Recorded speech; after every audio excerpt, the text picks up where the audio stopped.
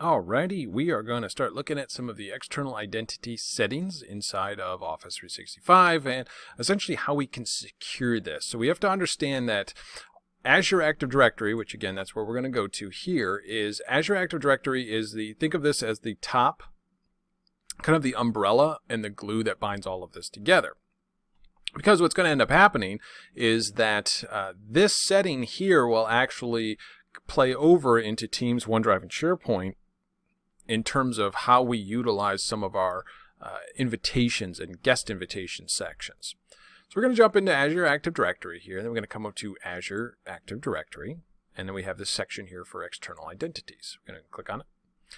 Now we're going to skip over the cross-tenant for just the time being here because we're going to come over here to the external collaboration settings. So we're going to go ahead and click on this, and there are 3 sections in here, well 4 sections I guess, that I'm really concerned about. First and foremost is remember, I'm a mom and pop shop and I'm trying to invite users from the shoelace company to come work on a SharePoint site or a Teams site, whatever it may be. I want you to come over and do it.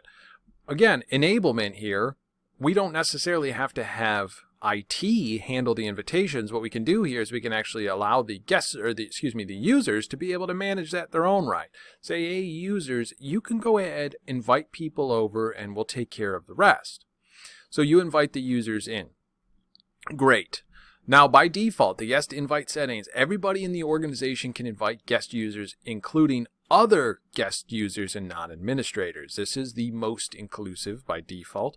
I always bring this up here because this is one that is just wide open here. Guests can invite other guests. I am not necessarily the biggest fan of it. However, it may make sense in certain circumstances, which again, mom and pop shoe shop, you invite a shoelace company employee over. By the time that, hey, we forgot Sam over in, whatever, accounting that we needed to invite to here too. Well, by the time that the original person was able to get around to it, it could have been a day or two. Well, in this instance here, the guest may be able to say the person that was over in the shoelace company can invite Sam over and just immediately get it done. Again, that's erring more on the side of very open enablement, where we have on the other side here where nobody can invite guest users, including admins, and that's obviously completely shut down.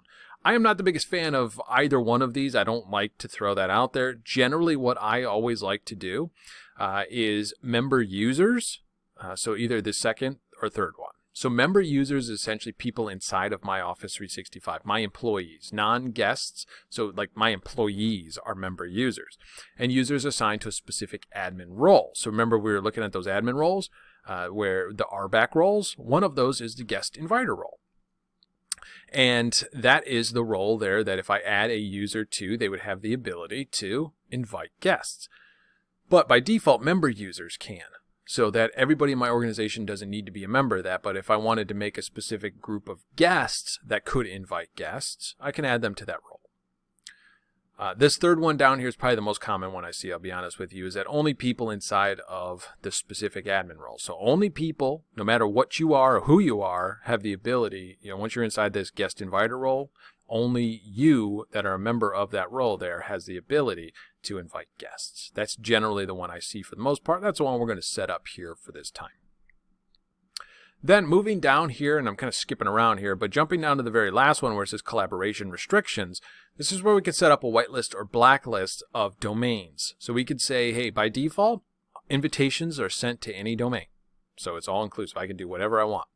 I can deny specific domains saying that, hey, mom and pop shoe shop is okay, but gmail.com is not.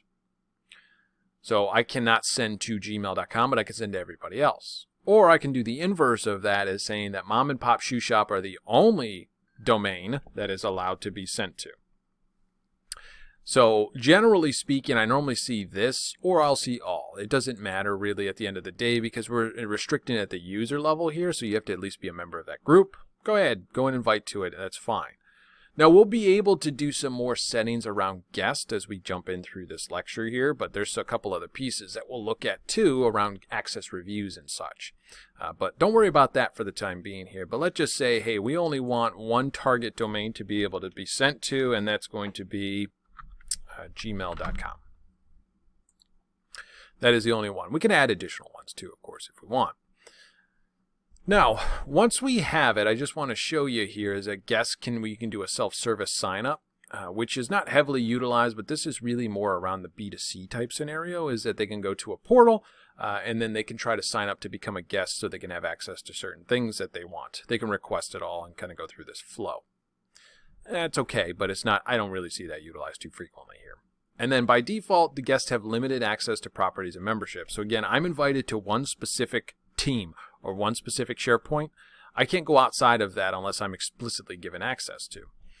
So I can jump this up to where they have the same access as members, meaning that I can pretty much view everybody inside of the organization. I can see other people. I can see other teams and all of that. I generally don't recommend doing that. I generally recommend either one of these two here. Restricted access is essentially you have the very bare minimum as possible inside of the organization to be able to see things. And what I mean by that is when I invite you to a team, can I see let's just say the organization management of users inside of there, or can I see other teams or other SharePoint sites that are publicly available to the rest of the organization? Well, in this instance here, if I were to lock this down completely, no, I would not. In this instance here, I would have limited access, and I would see that, yes, there's a team called accounting. I can't see who's in it, can't see what it's about, I can't join it, can't do anything with it, but I can see that there is a team called that. Okay, great. We have target domain set up to gmail.com, looks good. Let's go ahead and save.